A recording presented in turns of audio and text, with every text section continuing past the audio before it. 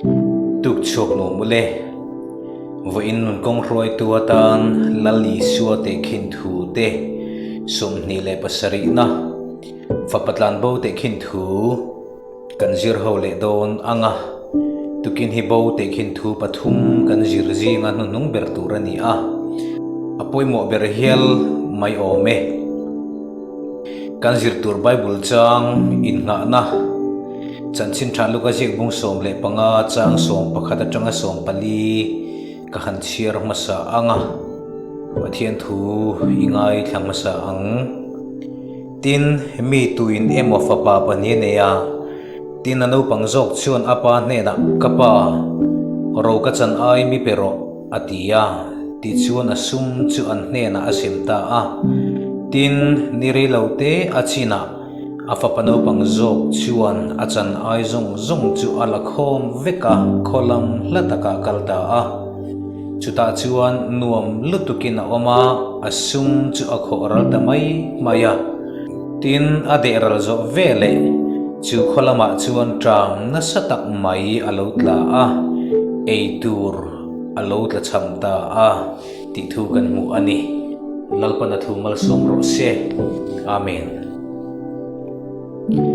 hete khin thu hian nimin pia berambo te khin thu le nimina dulibo te khin thu kan jirang khan bo mu lom om zia le vanami te lom na akhen na sathin zia mintarlan sakle ani hete khin thu a hianin papakhata oma fapa pani ani ni zuda nam in rel bolda na chuanin an society le an custom te po aniang chu painan chung ko ro te chu afate ne na asim thin ngei maya amai ro chu aladam chung chuanin ape chuk ngai lovani fa u berin chang ni an changa mizawa chuan fatlum berin in puyan chang thin ani zuda hawa chuan fa u berin in pui an chang bok thin ani ti chuan a u naw dang ten chan khat theu aparo chu an chang thin chu tiang ang chuan zuda ho hi anin kai roi thin ani chu tiang chu nima se he te khin thua hian afano pangjok hianin zuda te ti ngai lo devin apa ne na achan ai aro dil tlat maya ti chuan makdeu chu apa hianin asem ve mai bokani ti chuan he fa patlan bo hianin atum hi a hriat khop maya chang som pathum na a kan mu dan chuanin achan ai apa inata asiar zong nen achuaka kirle atum to lo ni hianin angai the ni kholam lataka apa mitmu phak lo tura chuanin akal bota ani ti chuan kholam lataka avakala chuta chuan nuam lutukina oma khovel chenin a sumte chu a khoral hiawa sumle pai nei na chu kar lava thian po achar cha mayani nima sela income dang om hek lawa om sa han chen tak kha chuan aloral zela to pa chuan aro chan zong chu a chen zo ta veka ani chen puya thian te khanin nei ani to lo nuwa chuan an kalbo san boka amal tangoi ngoi mayani khovel chen do na mo intia beidon na atluluta ani ahan chen zo rual che hian na wana duai kher mai tramaron tlale kher boka ei tur nei lavin ril tramina omta ani ti chuanin in no porna turin hlo na zongin awak vela mi pakhatawa bela chu chuanin lo lama avok vulturin chote lo pea lo rai thin tur khanin atir liam ta ni heti hunlai hian juda te hian vok hi aran thiang lim lawa an chiara leviticus bungso pakhat chang sarelal pa thu kan mu vok atin chu akak chuak na a ma se thial ret a thial lawa wangin intana bol hlo ani ti thu kha an ngai dan la ni renga ti chuan achota na an pek thin thingra chi khat kerop an ti te chu mi hring te ei chi lo reng kha ni a ni ma sela aril tram tong khong awangin mi hring ei chi lo thingra chi khat vok an pek le an thial tir thin te chu a ot ta em mayani hemhuna hian ai ngai tu harta a apa ina changa achu ma kha chuanin apan hlo fa tam taka ne ani tin a chhor thina chung ho te chuanin ei shen lo an nei thina ni afa te chu sei lo apa hlo fa ti khanin ei shen lo an nei thin apan a chom ne em mai ani chung te chu a han ngai tu le ta a ot te em maya vok chu pe in an bula aril ta ma thi ngot ai chuan ti in apa ne na kir du na halo nei ta amai ro chu chu ti lai chuan ris asang ve tlak mai ani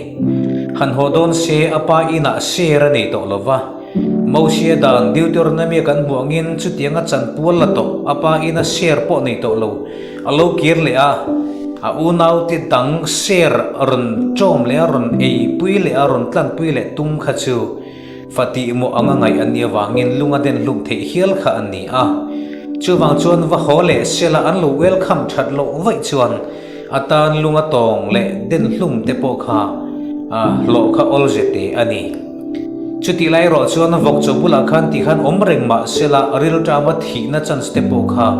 a om ve theya chu wang chuan adin mun kha engti kong po khan a cheveka du than tura nei che em maya akhongai thla kani amai ro chu atopa chuan hetia vok chu bula ril ta ma thi tho ai chuan ka ba hian min lo ngai dam the mial ta kin ngai dam dil don ta ila nangma chunga chok po ani lo wana mi chunga po ka ti sualani ifa pa vot lak po ka ni lo ti in ngai dam dil ta ila ti chuan min ngai dam thelo po in ne na il hlo fa pakhat ang talin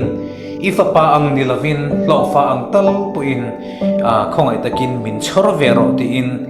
apa ne da ngai dam ka dil ti ang ti ril ru aputa ani ti chuan atopa apa ne na ngai dam dil chu arem ti ta haril ru ain rel fel ta ti chuan apa in lam chu apan ta ani hlata ka tanga pai na lo thira afa pa ni nge ya khida wangin ron pan nai je la ti chuan apa chuan afa pa nge ni ya khida wangin atlana ti chuan afa pa chu apoma a ira chuk tu afo ngoi ngoya an pa fain an tap du na ni hetan thil ro pui tak kan mu chu he fa patlan bo hian apa ne na ngai dam dil na chance po ani lo ngai dam po kha dil man lo apa ne na in ma chon rolin apan apong nga la ti chuanin apa khana lo kuang ku a ira chuk tu fo pan tap zoi zoi khani heta hian chiang taka kan mu chu apa hian afa pa hi adin mun te a mu chianga akhongai em akhongai na le amangai na wangin anne na lo kir le du afapa kha ngai dam po dil man lo ma sila ngai dam dil na thu po chak chu man lo ma sila pa mangai na le khongai na chun angai dam fil vek to ani ang khan anne na lo kir le du afapa kha tlan bo kha amangai na wangin angai dam fil vek to ti kha achiang em maya he ni adu ong na lai le aro pui na lai chuni mi in khai hey achan ai asher zong ala to unau te chan ai be sin hey eiral pui turin eiral sak turin alo kir le ania Deuteronomy dan khan hey local te ulungin itong te mu ideng hlum te mu hetiang ang thil thalo hi kan khotua la lalpan om tura ni lawati kha hoi thian te ngui thian fai te ngu ti khan hanin hor khom don chi se lungte chuan ron tong don tak tak sela amma lam zong apan aku abo veka nung lama aku tina suya pomboka kha fa patlan bo lo kir le kha mi puite khan mo sia da nang khan lungpon han tong don te reng poni sela mangai tu apan apom tlata poi sei lo apan atur tel don ani chuwang chuan mo sia da na poi sei lo chunga kut kha ka kha thiang chuang si lo chuwang chuan tu ma khan kut an thak ngam don lo hrim ti kha achianga hete khin thua hian mi puiten lungin an deng ta ti po kan mu chung lo kan mu zo ka chu apa khan khai local khom te hi ka fa pa kha athia lo thole ta abo kan mu le ta ni roi nen ro pui ta kini lom ti ang ti na so ma an local khom ma roi ro pui an the ta zo khani a ro pui ni thro heta tang hian nge zir tur kan zir tur te hetiang hian in toy te in kan tar lang tel leang với na hiền siêu vangin cái mà ni pal noka nghe kan tangin tal chuang ai na helavin bei dongin le boral ma ba kin kan omti kan in kherun thina ni tam tak chuan chu tiang chuan boral le chu tiang ang tin hun chu kan ma ba ti helavin bo ni in khelo te po kan om ve bok thin chu tiang mi te tan chuan fa patlan bo anga pa ne na kir le mai hi ngai dam na lulutuk chang tura kan ti thei sam berani nom chen tum hi ma ni in ti khe om na le in chir na tur in siam na kong ani angong hi anait arap thak em ani hei tu kin a hian kan khriat thar le poimo ni tu lai khovela number 4 ti te 6 kan ti te nom chin rang zu kan ti te avan tam in ti lim na tur te van tam chung lama jet sual na te po chu an na sa to ani ter kan rama hian kan thimol mo mai chuwang chuan kan film khurangai pathian ne na kir le he man mo tha kani adot lia chuan fa patlan bo hian khoi sen taka ris la atur thei deuteronomy dan mangalunga den te po to pal thei ani khe chungin chance thade mai apa ina angai dam thei mial ta kin ti chance chete chu chance hlutak ni boxi chance chete chu be sein ron kir le ngat khani heti ron kir le ngam hi aro puin ain ton tla kani min lo sei selin lo lom lem lo ma se apai na pomia wa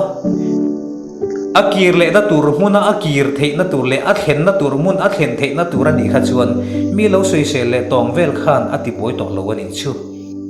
ti chuan apa na lo poma a ira chuk to fo pa an tap du na lo ma wa nga ta na mi tui atla aro pu ani when a hen lal pa ne na kir le idu ani phot chuan anin alapom che ni min soi sel na lungin lo tong che ma sila reya dai le chung lawang tharen hlen le chung lo thalen le chung lawang ani hi chu a pian thar le pathian lama hoi le lo ong ting tiang te pai min an lo ngai kho lo to che po ani mai thei chu tiang ang soi sel na lung chu na lo tong thin to che po ni mai thei amai ro chu apui mo ber chu nang ma ngai dam thei tu lal pan apom miao che chuan mi sui sel na in pathian laka idin mun ati che thei do lo he ni lu ni bidang sui sel na lungin lalpa ini na ti che thei do lawa pum ini ti in riat ka du lalpa ni na kir le hi avahan in chir om lo thin hei tu kina hian I khenon le te ang adot le chuan apa khan he ka fa pa hi thia lo nung le ta abo kan mu le ta atia athila walo kir le chuan ya lo abo lo wa an mu le chu ni lo engwangin nge he thu he soi kan ti chuan apa inata akal bo to apan afa pachin a he to lo apa ngaya chuan ka fa pa kha chan chin reng ka he to lo thi nge dam gar to lo apa ngaya chuan thi to ani ti chuan om na tur apa ina om lovin apa ina ta akal bo wangin om lo na tur zo ka oma wang khan apa ta na bo ni chu ani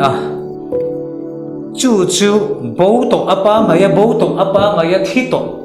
achina khiat to lo kha aron hole khan kha fa patlan bo ai khan apa lom zo ka ni chu when I unau du tak bo ni in thiem duli kha chona bo ti en thelo beram bo khan a bo ni chona in khe mai theya amai ro chu beram kha chuanin a thien te mu lova a pui te mu lova khan a be rong mai the when a hen bo ni in thien beram anga ipa ipui au thin ini lo po in bo ni in thia ini anga ini ilo bo ni chuan pathian he na hen lo kir le ro lalpan kan he na lo kir le ro di pathian he na lo kir le ani na taka chuan nang ma ai lalpa ilaka lom do na ilaka lalpa lo ma thin rim lo ti ri chuan lalpa laka hen nang po ilom do na ni chu ni hlo ni ro pu ni chuwang chuan bo lo kir le chuan ser ani to lo na ina chuan puan thaber kha han la ula han tia fa patlan bawin a ser zong a chen zo victo a ser pakhat ma ani to lo na ina chuan phei khok thaber zung bun ne ser reng ani to lo na chuan se bong thau tak kha atan han tal ula roi cheng se reng reng ani to lo na han pa khongai na le mangai na wangin share tha zong zong lo la ni reng maya a pe tu ina pe phal tla ta mo chu chu ani chu wa chu pathian ne na kir le hi kan tan hian a hlulu tu ka ni chu wang chuan tu kina hian he fa patlan bo kal tlang hian lal pan an ne na kir le turin min som ani kan soita kan khan beram bo chuan a thian te a hmu lo wangin a be thin dule bo chuan bo ti ai khelo fa patlan bo wero chu a fin na em chu khe tak chung po zak tak chung po apa ne na kir le ngam kha ani a chan chu kir le lo se vok chobula khan a thi don tho chu ma chon du than tura nei chelu tuka dule atul chuan lalpa ma ale ko ran mi puite ma ban ka pharnon le ma yang lalpa ro puinan le setana mual phona turin ka ban ka pharnon le ma yang tia pathian ne na kir le ngam te hi lalpa ngaya mi fing an ni thin achan chu boral na mun kal sana mun na kong an zo hi fin na dik tak chu ni chu wangin voina hian lalpa ne na kir le na chang lo hre ram la nun na thu chu lo vuan tlatang chi enga nge suala ibora lang lali suana chandam to chelo i om na mun dik lo kha ron chu san la fa patlan bawang hian lalpa ne na lo kir liang che lalpa na thu kan zatan mal som ro si amen itong thayangu lalpa kan pathian chungnung ber min mangai tu hunhar sa takara ithu tak kan zirte akal veze la kan lali suate khin thu bi ka voi som ni le pasari na tu kina hian fa patlan bo chung chang kan lali suwa soi nge mai kan lo zir zo le ta achunga thu hlu le in phum zong zong kan phor zo lo ti kan thria kan zir china khan kan mamo tam tak a omang ti kan ring khongai takin chumi mangchun kan hena thu soi la kan mun mu thu te min kai har la inne na kan bo na rama tanga kir le na chang ria tharau thiang lim ti har na chang tu kan ni the nan khongai takin ithu cha kan ngai thla ke kan tan mal so mang che lali so Krista mingin i khongai na kan ron ti le amen